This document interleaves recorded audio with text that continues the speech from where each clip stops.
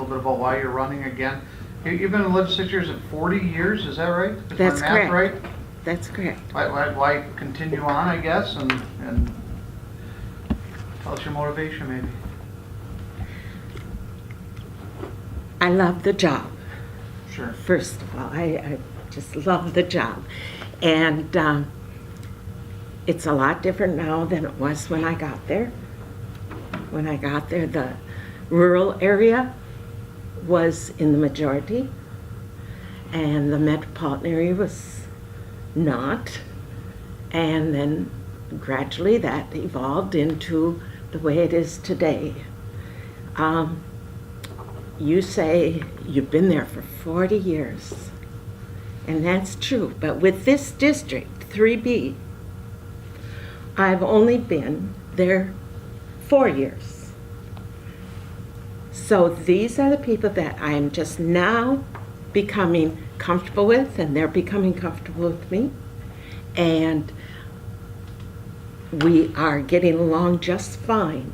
And all parts of the district have some things in common and other things that they're not. But the district is growing in population, and it has enough land to be developed. And all the governments in the district have plans for what their future is going to be if northeastern Minnesota continues as it is or continues to grow. And I can help those governments with that. And I can tell them what's happening on one end of the district, at the other end of the district, kind of things. You say that,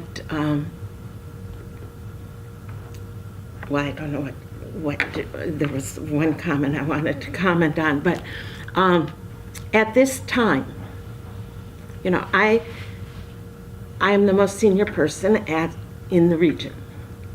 And at this time, the Senate has more seniority than the House does, and we're getting new House people again.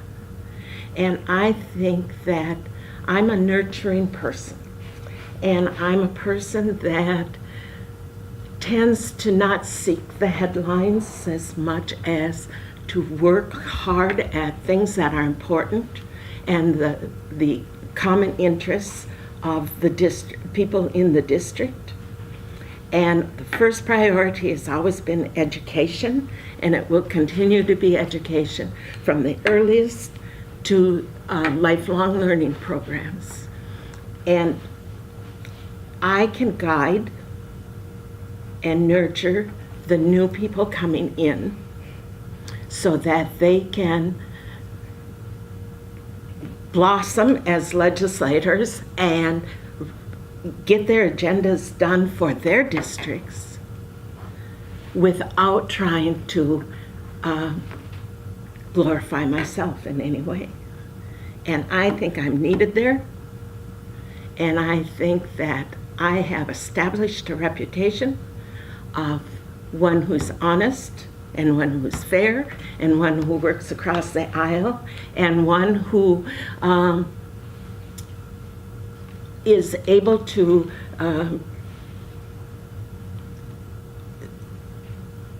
embrace new opportunities or assignments that the speakers usually give, or the majority and minority leader thinks I'm good at.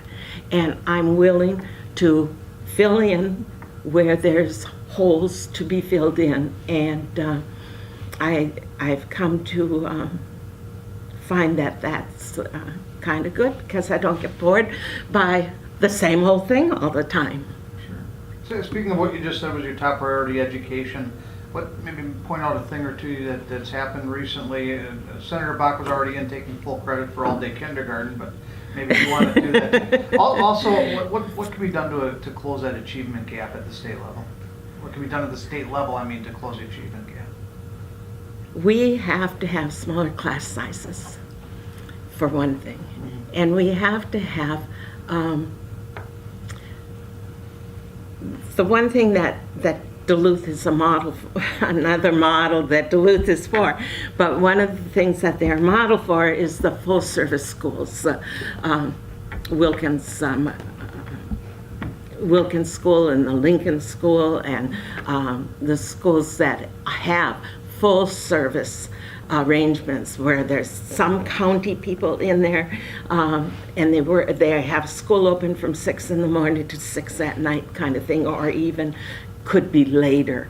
And in the last 2 years, as a lead on K-12 finance, I was able to get funding for the first time from the state K-12 finance Department of Education for full-service schools, and not only for Duluth, the Duluth schools, not only so that the elementaries could also, or the money would follow the kids as they go into Lincoln Junior High, or Lincoln Middle School, I'm sorry, Lincoln Middle School, but 3 other grants were given across the state too, to different locations in the state.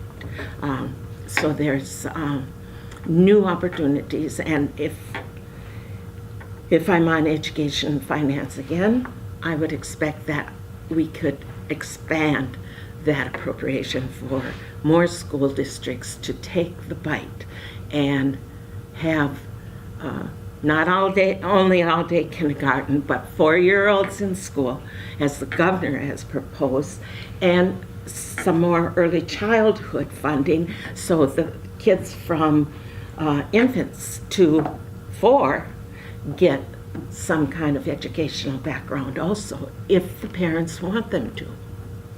The key, I think, the smaller class sizes that you mentioned is more state funding. It has, Yep. fill me, or maybe refresh my memory, has the state funding been decreasing, increasing, staying about steady? The state funding is kind of stabilizing, but 2013-14, when the Democrats were in the majority, we had the most expansive funding for K-12 that we've ever had in the history of the state. And we've made more advances with that 2-year money than we had since the Minnesota Miracle of the 70s, which was before my time, but people are still talking about it. But we also have to have more counselors and the school nurse and the things that we used to have in not abundance, but in some kind of parity. We have to have nutritious meals. We have to have space in schools where there can be more activity, physical motion, because we found so much out from science of how kids learn, and that you don't have to be sitting in a row and in order to learn. We've got kids in every part of our district that are active, doing active kind of things while they do their math, while they're doing their science and English and all that stuff. We've still got the basic classes and opportunities for non-basic classes, but we don't have that idea that all the kids have to be sitting quiet and have their hands folded and listen carefully, because it's interactive education seems to be the most successful with closing the achievement gap and teaching kids in a different way, and collaboration and group learning, really group learning, because that's what we know from our workforce development stuff, that's the kind of thing that businesses are and industry are looking for, is people that can work together and solve problems. Let's talk a little bit about this past session and what maybe could have happened differently, should have happened differently, to avoid the no bonding bill, no tax bill, etc. I think the majority, whoever it is, should always be cognizant of time management and should have a definite plan, and it should be not announced at the 1st of April, but the plan of how we're going to reach the end should be addressed in January when we start. And we should follow that time management. Plus, the amounts of money that each committee has to spend should be, if they're finance committees or tax committees, should be announced way before May. So, and that everybody knows about, so that the majority knows what the number is and the minority knows what the number is. Then they can work together.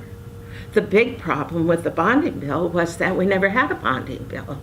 The minority had a bonding bill. The majority were talking about programs that probably might be in or not, but we never got that until I never saw a total list that came from Chair Torkelson until 20 after 11 on the last night of session.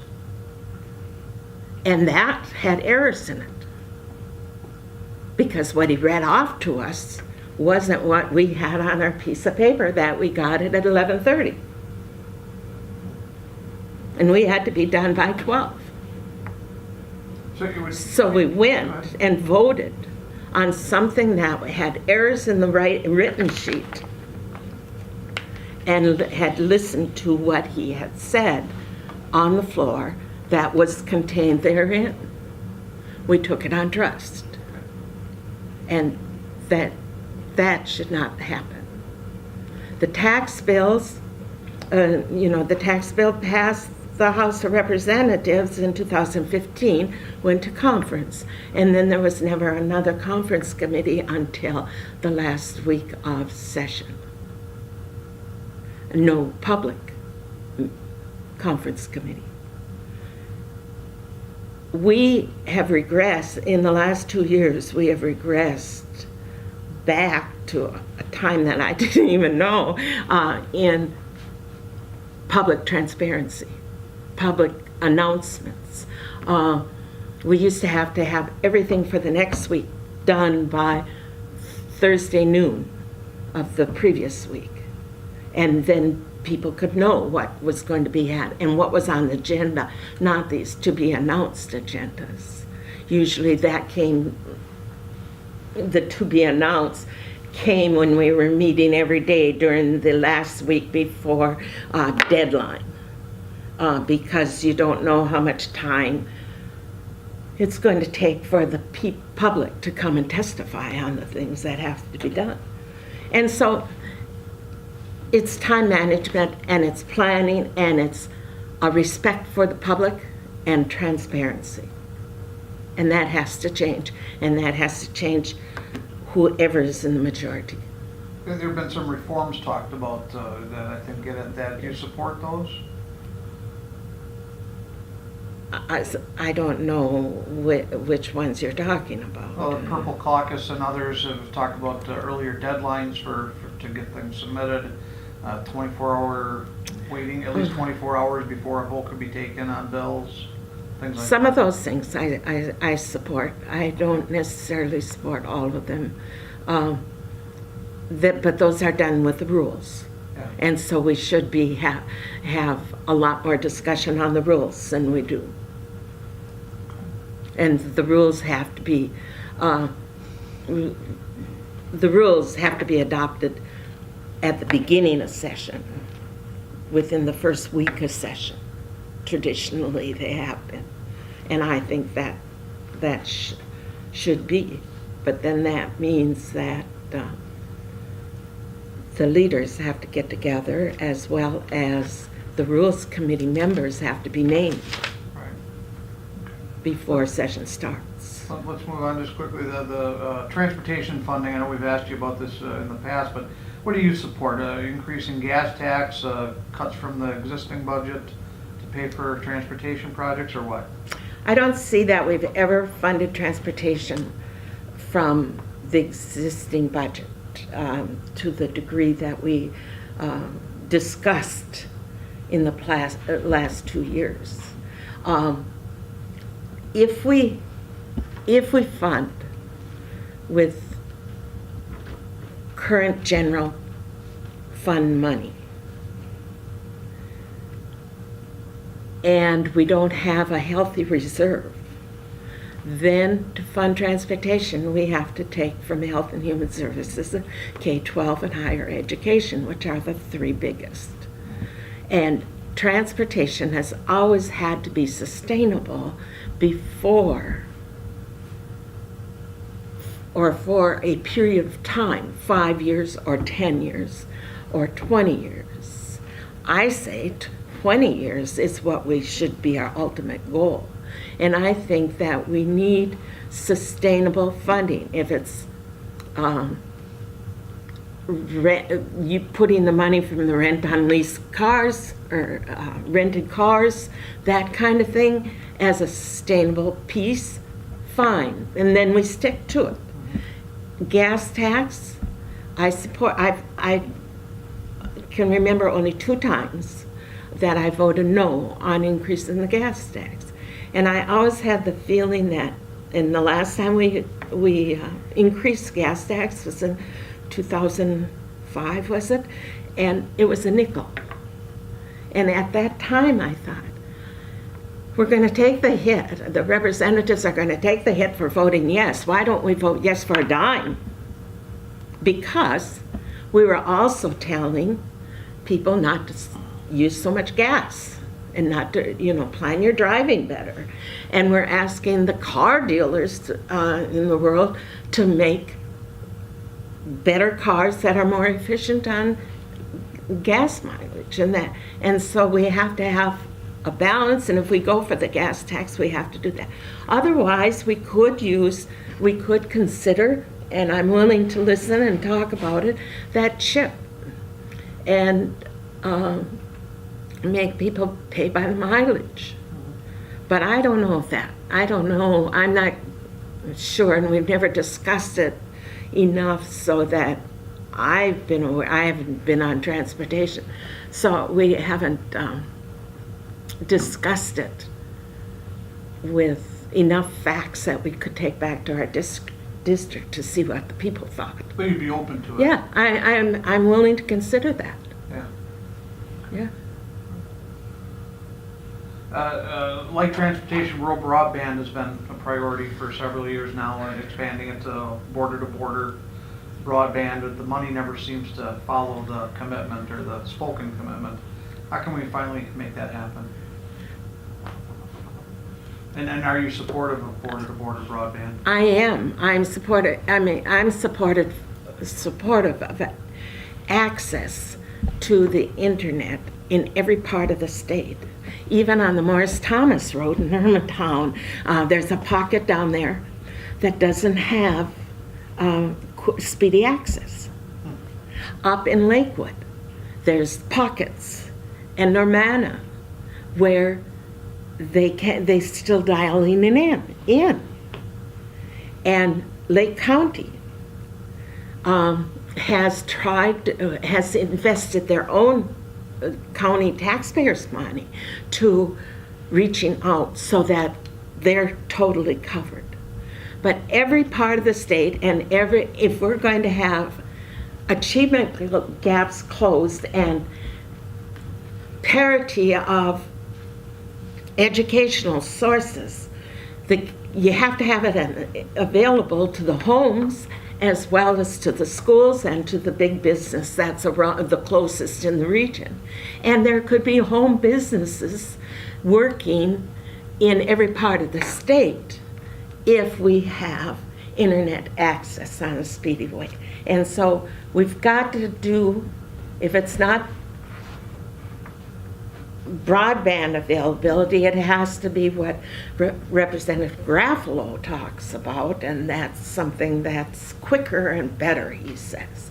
But we didn't fund that either.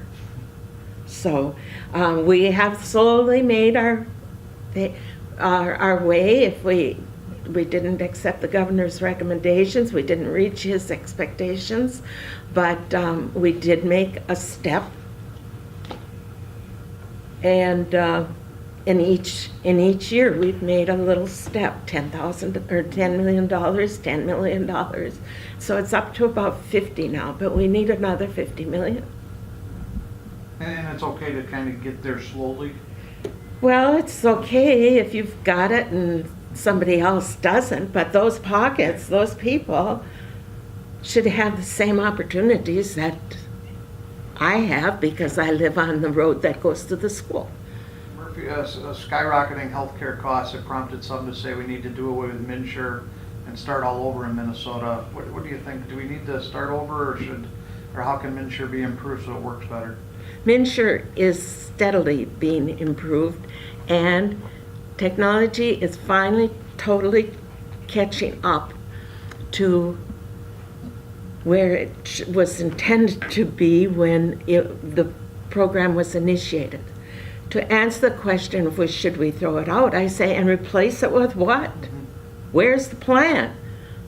We got an email this week, I think, was it Representative Albright, maybe, sent out that soon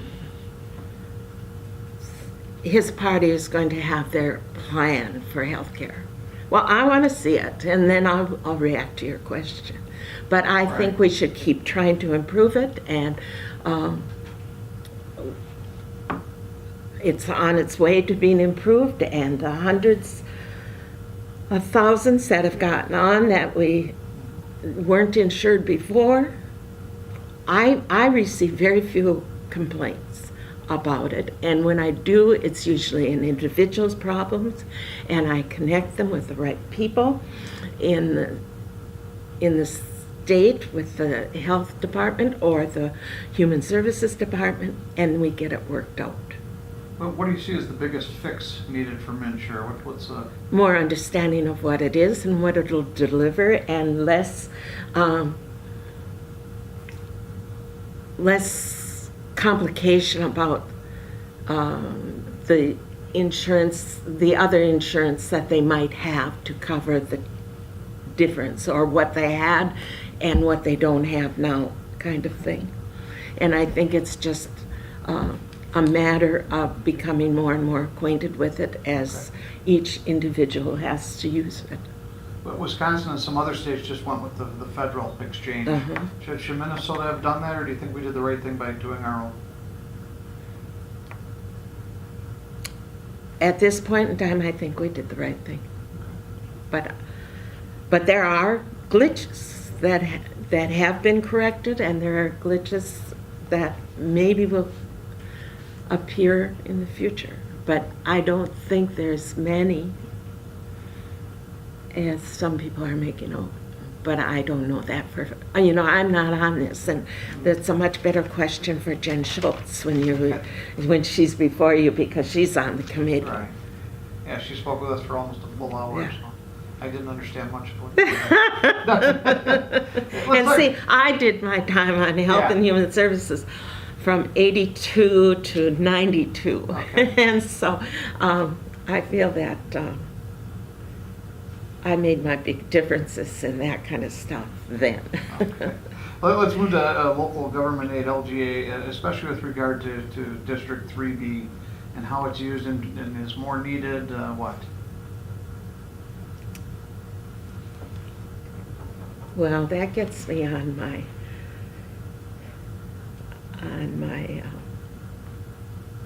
thing that LGA is not fair. It goes by a formula that was,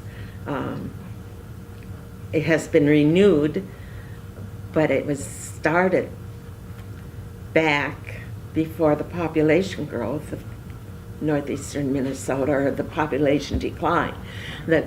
And indeed, the cities that used to have high funding from other sources now get the highest LGAs.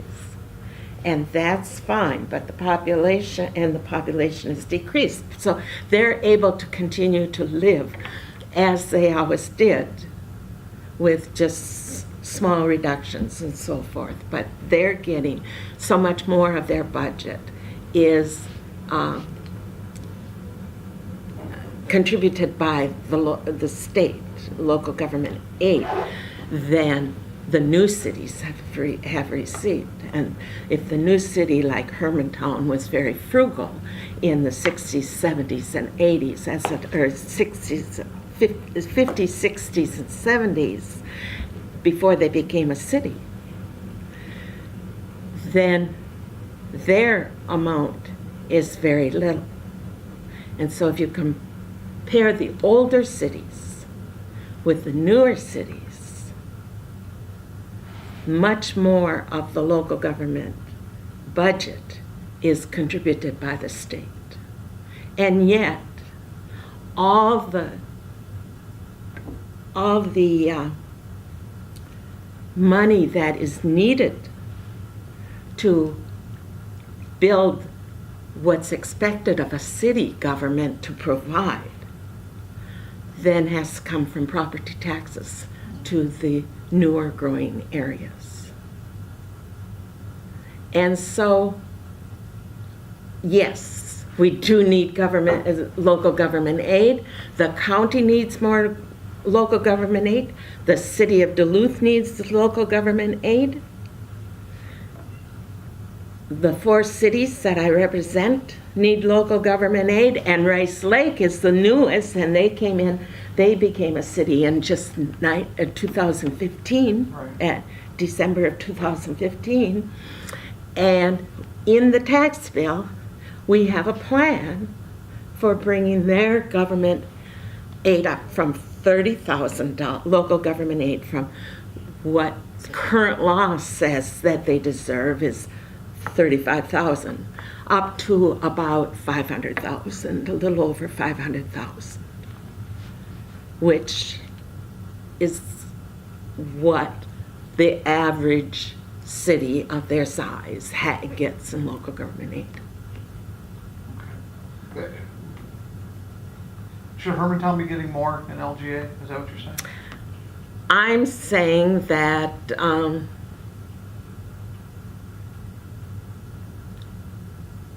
Hermantown's getting along, but Hermantown could use a lot more local government aid to expand their water lines and their sewer lines and their roads. And who is it that the formula favors? You're saying it's unfair. Is it metro suburbs or where?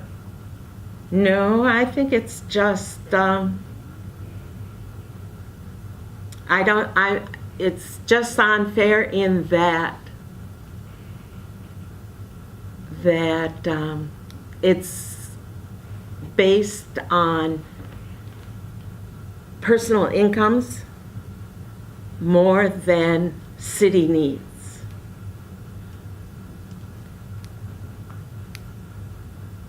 And so it's not the suburbs, because Hermantown's in the category of richer cities. Yeah. Or richer suburbs. Sure. And so it's not. But Two Harbors, they use all of their local government aids, and Proctor is always finding a way to seek help from the state, and their local government aid is healthy for Proctor. Representative Murphy, we have just about a minute. Maybe you can just, if you would, please touch on the challenges of staying connected to a district that is as sprawling as what 3B has become, and also why should folks from 3B support you again? People from District 3B should be supporting me again because I'm there. I'm around, I'm in your area. I put thousands of miles on my car to get there. It's we have forests, we have woodlands, we have the Great Lake Superior, we have rivers, and the sources of the rivers are in our townships, and we have to preserve our environment, and we have to make connections between our cities and our township people all across District 3B. And I know it, and I'm working for you every single day.